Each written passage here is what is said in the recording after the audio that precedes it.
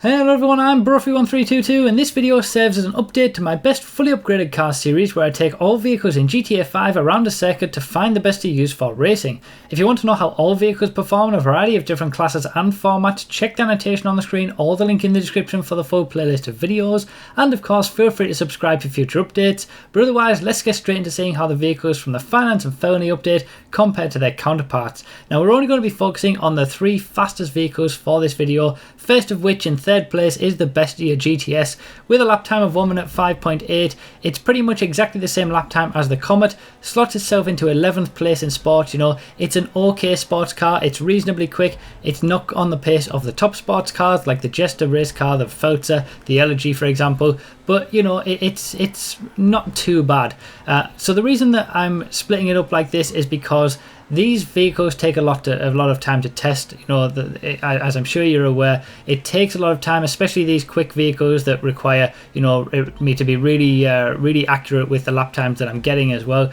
And it takes a lot of time to get those lap times. So it makes sense to focus on these three fastest vehicles first, give you guys the information that you want straight away, because based on the tweets that I'm getting, based on the comments that I'm getting, these are the three vehicles that most people care about, specifically the two supercars that we're about to see.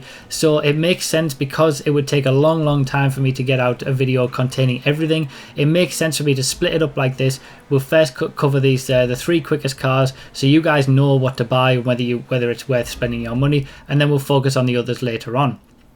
So in second place we do have the Reaper. This is the 7th best supercar in the game, but don't let that position fool you. This is a very quick and very capable car. The lap time that it gets is a 1 minute 2.7, which is pretty much exactly the same lap time as the Turismo R and the Entity.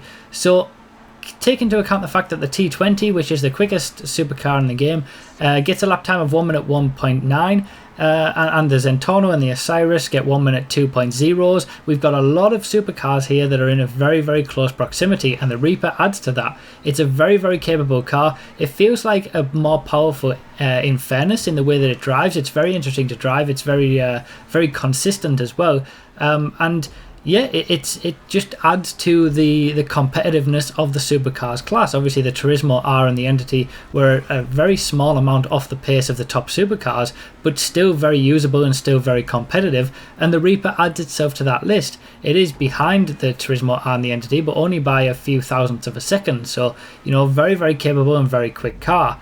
But the number one car from this DLC is the FMJ. It slots itself into 4th place in the supercars class with a 1 minute 2.528. It's only 0.2, nearly 0.3 of a second quicker than the Reaper, which means that obviously it's only about 2 or 0.3 of a second quicker than the Turismo R and the Entity as well. You know, you've got a very large number of supercars in such a close proximity in terms of lap time. But the FMJ is very interesting. It appears to have just an incredible amount of traction. It's rear wheel drive, so it does have a tendency to oversteer a little bit if you're not careful with it, but that also makes it the quickest rear wheel drive car in the game, ahead of the Turismo R by the way. But yeah, it's got a hell of a lot of traction, and that's where it gets all of its lap time from. And ultimately on airport tracks, I think this could very well be the new quickest supercar for that, because airport tracks are completely dependent on traction oriented cars. So this is the 4th best supercar in the game, and it's only about half a second off the top 3. You know, it's not that far off really, and it's just it's incredible that we've now got such a large number of supercars that are in such close proximity in terms of lap time.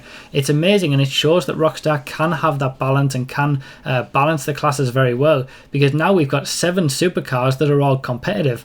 So you don't necessarily have to go out and buy these new cars, because you know, your T20, your Osiris, your Zentorno, Turismo R or the Entity, they're all still going to be competitive. There's no class breaking cars here, but you can certainly use them, and they've got very interesting and distinct driving styles. I would certainly recommend taking them out in their stock forms on just a random race, seeing if you like the way they drive, and if you do, maybe purchase one for yourself. The Reaper doesn't have very many modification options, but the FMJ does have a few more as well, and it looks it's got a very striking model as well, car model. So yeah, it's great really that we've got new vehicles that are actually well balanced, and it's something refreshing to see. So yeah, let me know your thoughts down below about these 3 new cars. These are the 3 fastest vehicles from the Finance and Felony update.